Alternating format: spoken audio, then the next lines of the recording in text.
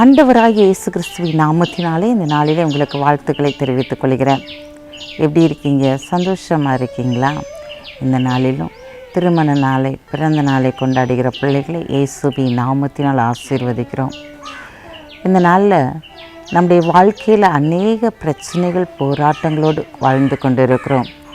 இந்த நாள் நம்மளுக்கு விரோதமாக இருக்கிற எல்லா காரியங்களும் ஒன்றும் இல்லாமற் போகும்படியான காரியத்தை தெய்வன் செயல்படுத்த போகிறார்.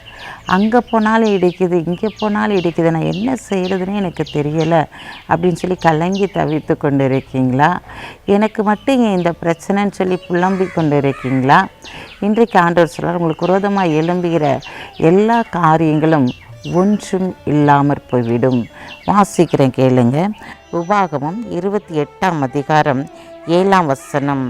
உனக்கு விரோதமாய் எழும்பும் உன் சத்துருக்களை கர்த்தர் உனக்கு முன்பாக முறியடிக்கப்படும்படி ஒப்பு கொடுப்பார்.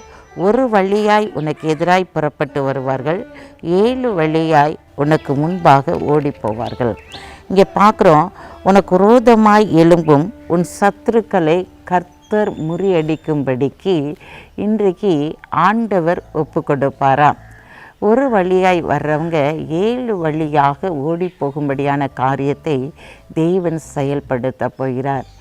எந்த காரியத்தில் நீங்கள் வேதனையோடு துக்கத்தோடு இருக்கீங்களோ, என்னால் முடியலை சாமி அப்படின்னு சொல்லிட்டு புலம்பி தவித்து கொண்டு இருக்கீங்களோ, அந்த புலம்பலான காரியங்கள் அனைத்திலும் ஆண்டவர் ஒரு மேன்மையை கொடுக்க போகிறார்.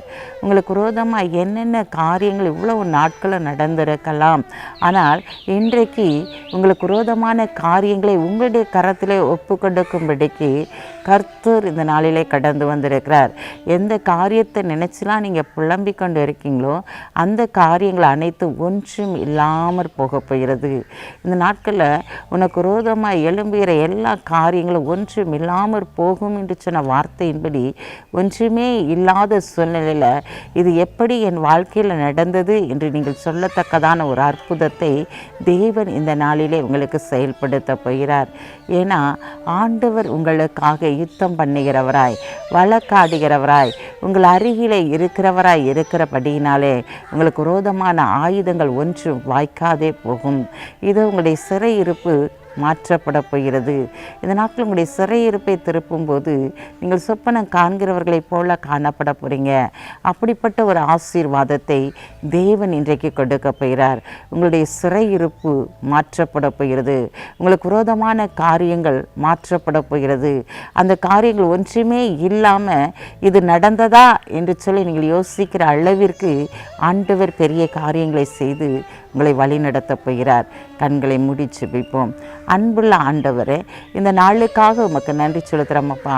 இந்த நாளிலும் நீர் எங்களோடு கூட இடைப்பட்டதற்காக நன்றி செலுத்துகிறோம். ஆம் அன்பு தகப்பனே, எங்களுக்கு விரோதமாக எழும்புகிற எல்லா சத்துருக்களையும் முறியடிக்கும்படி இந்த நாளில் எங்களுடைய கரத்தில் நீர் ஒப்பு கொடுத்திருக்கிறீரப்பா. எங்களுக்கு விரோதமான காரியங்கள் ஒன்றும் இல்லாமற் போக போகிறதையா, எடுத்த காரியத்தில் நாங்கள் வெற்றி பெற போகிறோம். அப்படிப்பட்ட ஒரு பெரிய ஆசீர்வாதத்தை இந்த நாளில் உங்களுடைய பிள்ளைகளுக்கு நீர் வைத்திருக்கிறீர். அவர்கள் பெற்றுக்கொள்ளப் போகிறார்களப்பா. அதற்காக நன்றி செலுத்துகிறோம்.